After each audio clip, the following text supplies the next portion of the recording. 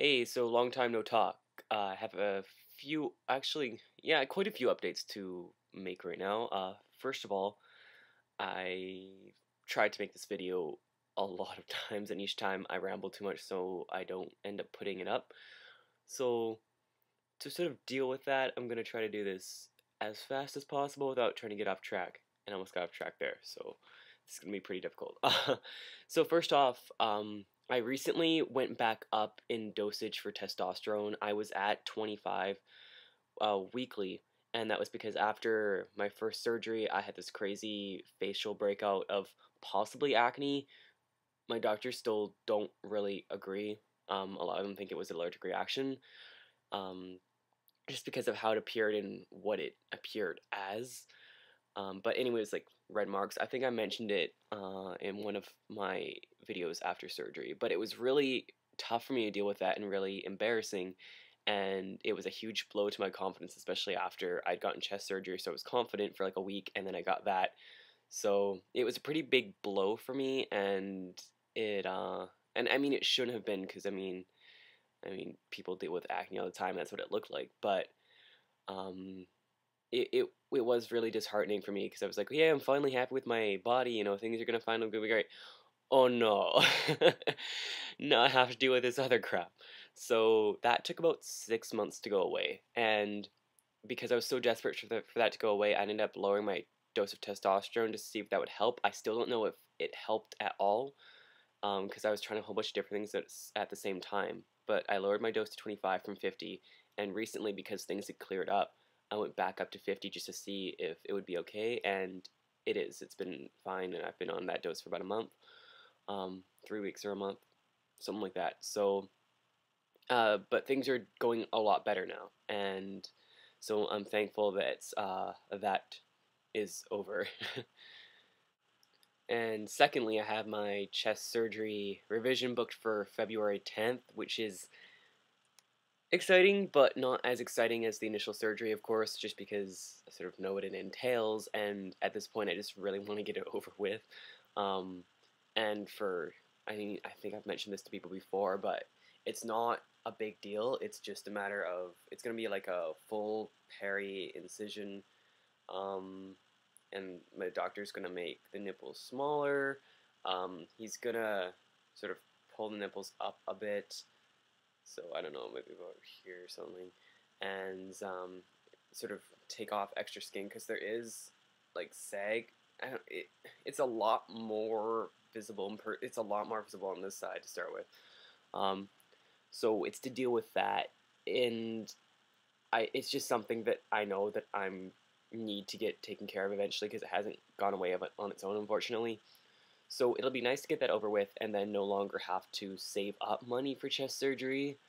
That'll be a nice financial burden taken off. So that'll be coming up February 10th. And as for other changes, I haven't noticed almost like, well, I've experienced some facial hair growth, but not a whole lot. And I sort of attribute part of that to the fact that I was on a low dose for about like 5 months. So I feel like that some backsliding did occur, as strange as that sounds. I feel like I'm not growing very much facial hair because I was on a low dose for a longer period of time. I also feel like some of my weight distribution and muscle building, well, my weight distribution sort of went back to more female-ish patterns. I feel like it did anyway. I don't know if it actually did. It could just be my mind playing tricks on me. Um, and I feel like my muscle building sort of backslid a little bit.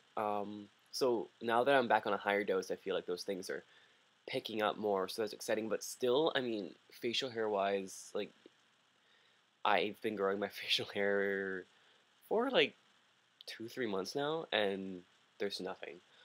Or there's like peach fuzz, but virtually nothing. I mean, I guess I could try shaving it more, but every time it grows in, where I do shave a lot, it grows in very, very light and fine.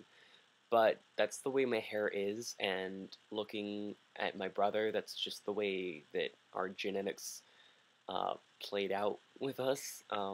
So, I mean, I'd love to have like awesome sideburns, but it's just the way my hair grows. So, in a way that's disappointing. I'm not overly choked about it because I feel like it'll come around eventually, but it's just taking a lot longer.